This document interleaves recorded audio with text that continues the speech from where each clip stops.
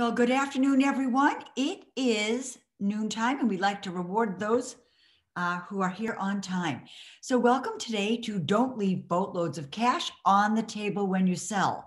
But I'll tell you what we're going to do today is a little bit different than you might expect.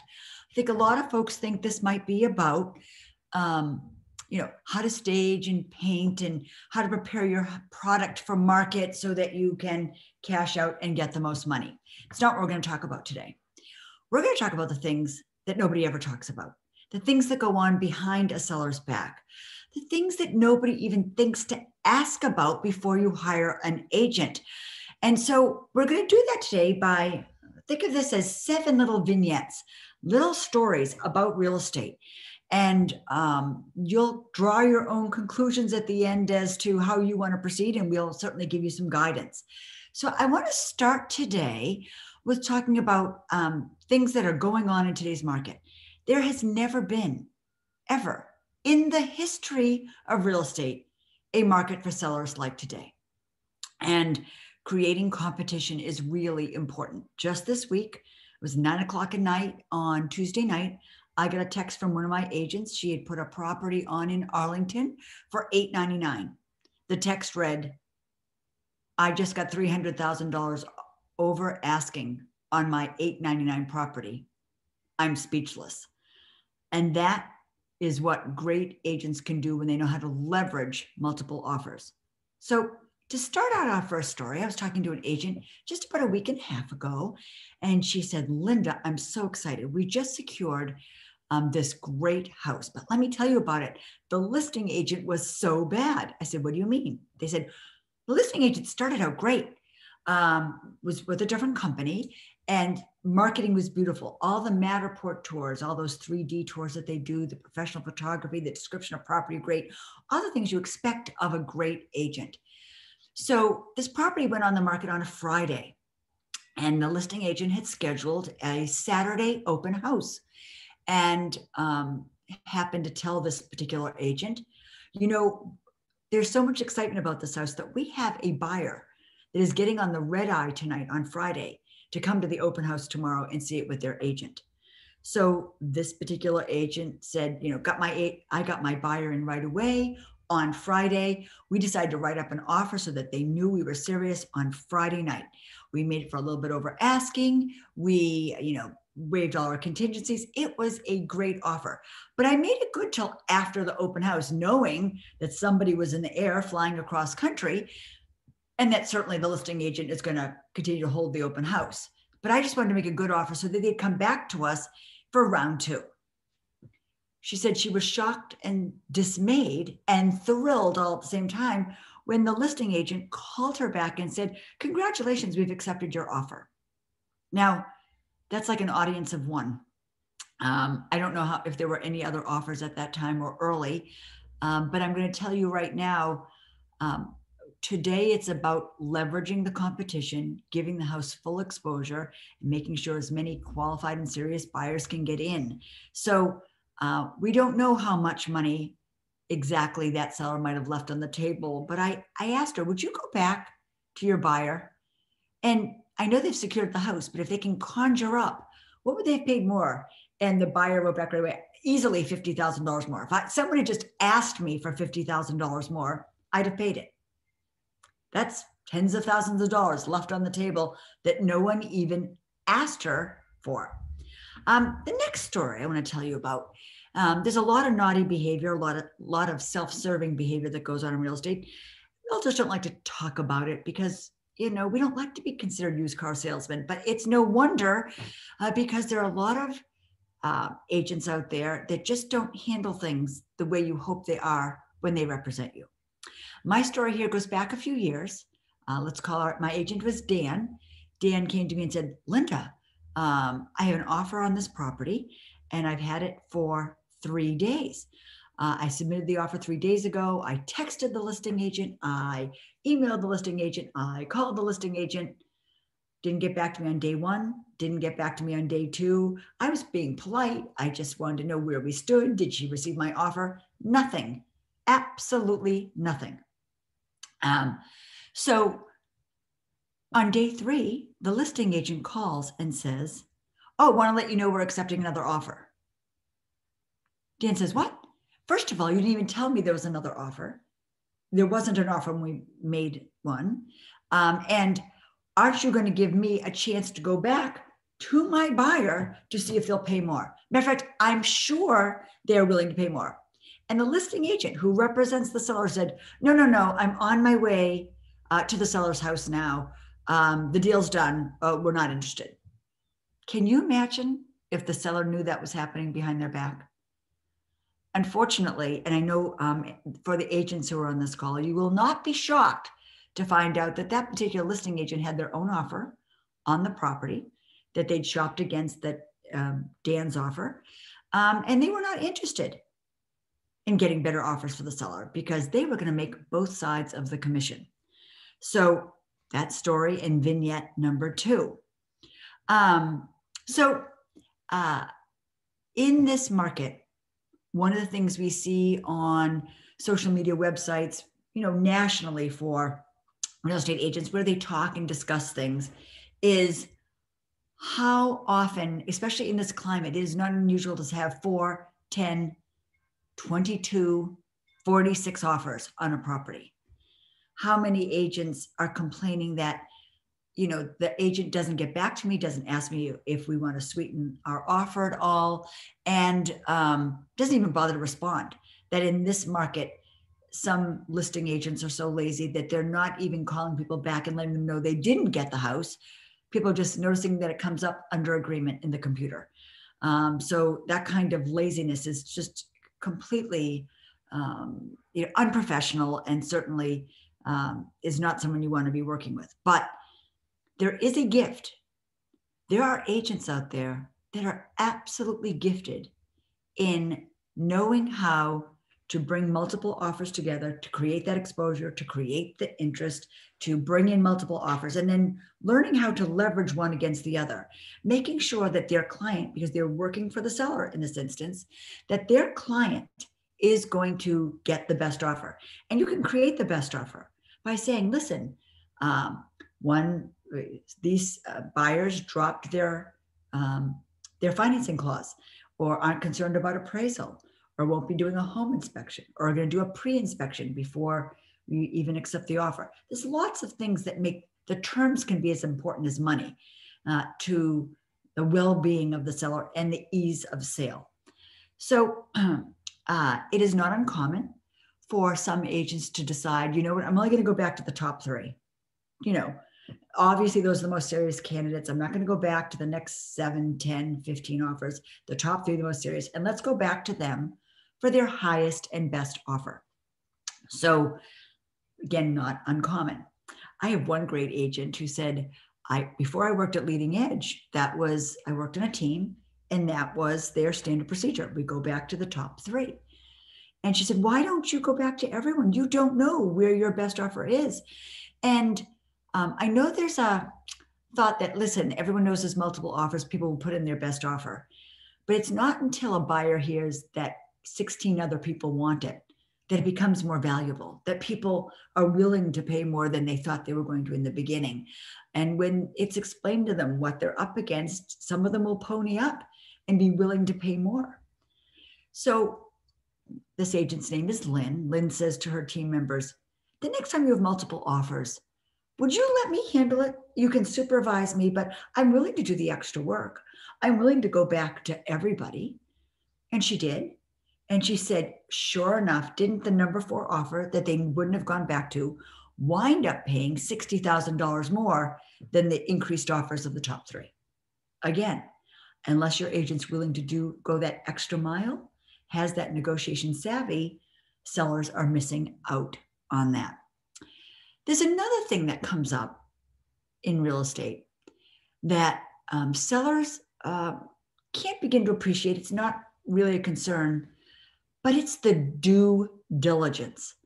It's what a listing agent is willing to do before they list the property.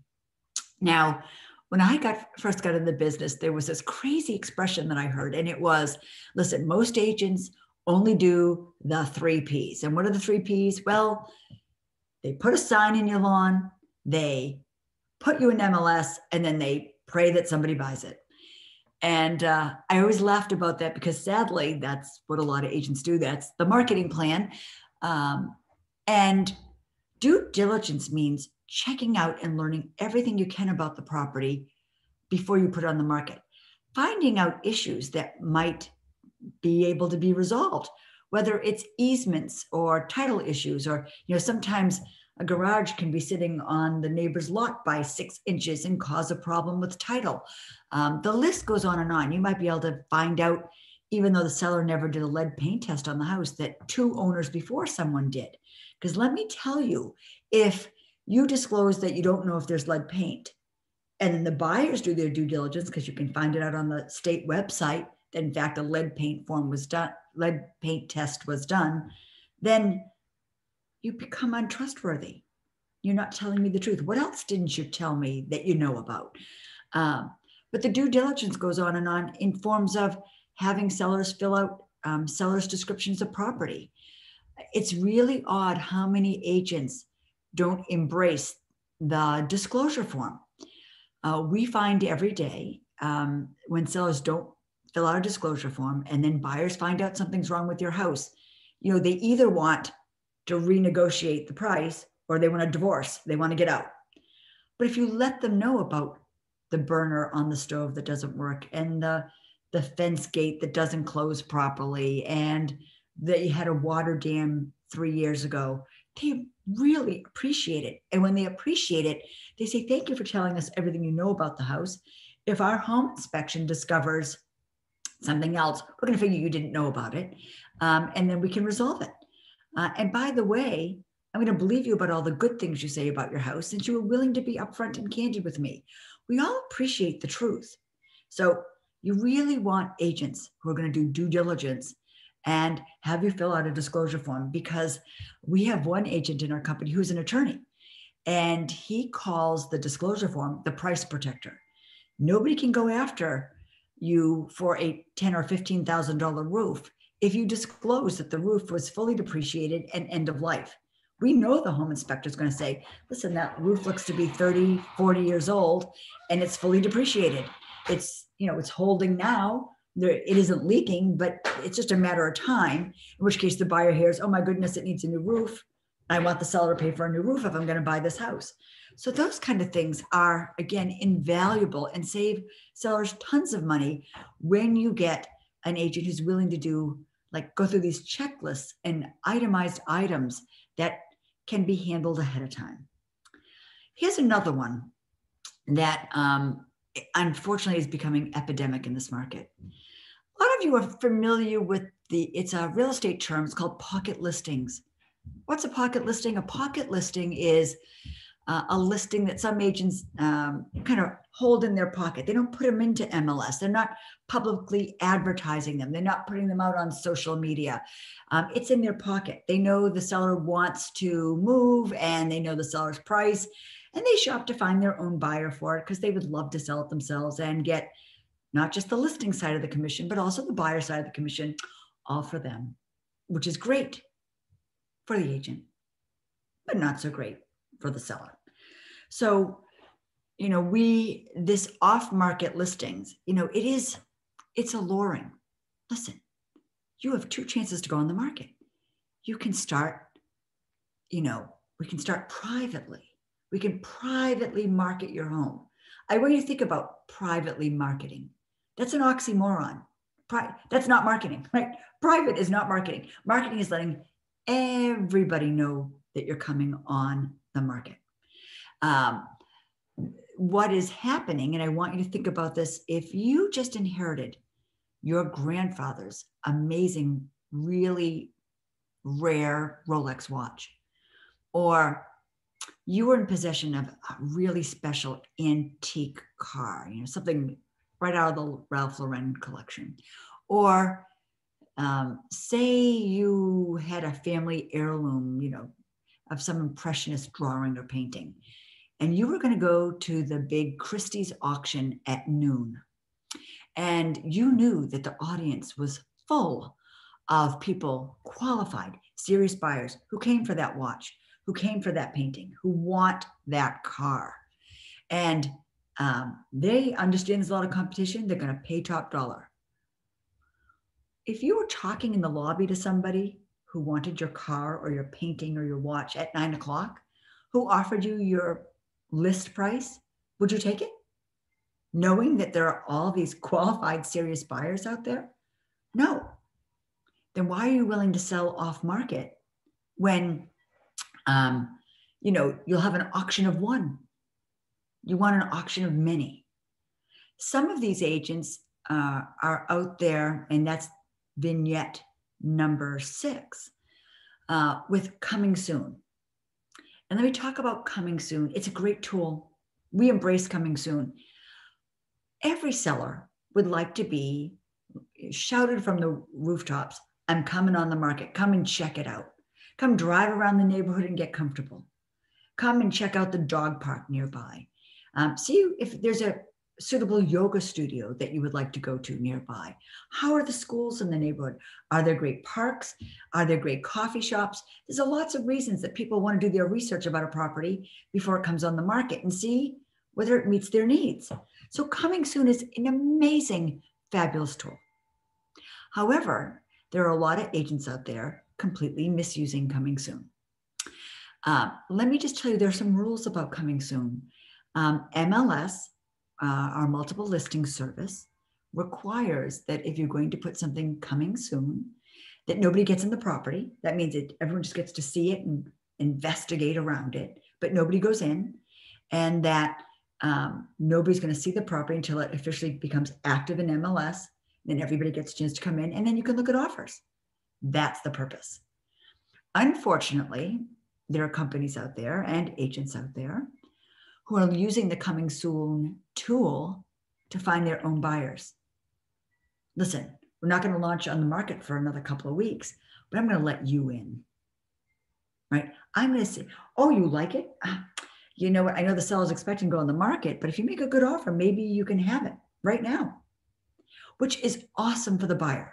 Because let me tell you what's happening. We have video, which I will not show you because it's so incriminating to a particular company and a particular agent, but these are all over the internet, where they're doing videos, they have websites going, listen, buyers, we have these off-market listings.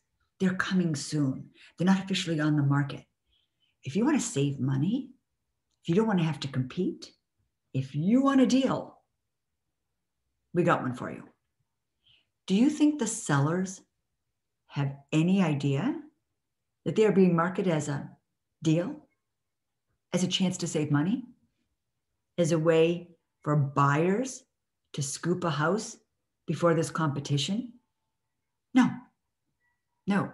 They've been told, listen, you can market your house twice. We can test the price. We can see how it works. And if that doesn't work out for you, then we'll go on the open market. Salesmen are very good at sales, and they are good at selling you things that are not in your best interest, but in fact might be in their best interest. So beware. And our last little vignette is, you've all seen them. There are billboards, there are ads. I won't name the company, but it might be like, we buy unpretty houses. And there's the guy who does Flipping Boston. There is an entire economy of investors. They're called iBuyers, investor buyers, or internet buyers really, who will come along and offer you money, cash on the barrel, close when you want to. You don't have to clean up a thing. Matter of fact, if you want to leave stuff here, you can leave it here. It sounds magical. That's exactly what I want. I don't have to touch anything. I can just sell it and close when I want. Fantastic. First of all, I want to tell you have to touch everything. If you're moving, you got to touch it. You got to move it. You got to pack it. And we tell people that's why you do that before you go on the market, because that way you can be packed and ready and just have the basic furniture down and be organized. Your move will be so much better. But these discounters, these investors, these very predatory companies are taking huge discounts, 30 to 40% discounts.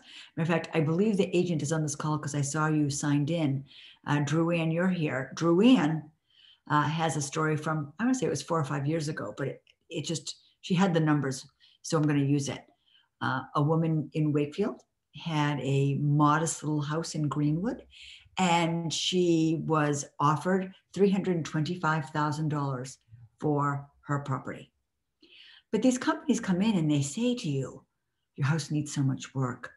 You have knob and tube wiring. Oh, there's all this wood rot here. They scared her. They made her think that her house wasn't very good and that it was going to cost so much to fix. And that, if they didn't have to pay a broker's commission, a real estate professional fee, that, their offer of $325 made perfect sense. Thankfully, this woman had a good instinct. And luckily, she called Drouin in. And when she called Drouin in, Drouin went, yeah, your house needs some work, but we can bring in an electrician. We can fix the wood rot. I think she said they spent $10,000 on it. I think they put it on for $469 and they got $516. That isn't just more money. Drouin describes it as life-changing. Life-changing. After fees and everything else, that's another $150,000 plus in your pocket. That's really important to people. And that's the kind of money people are inadvertently leaving on the table. So with that, we're going to do a quick little review, and then I really would be thrilled to take any questions. I accidentally closed down my presentation. I apologize.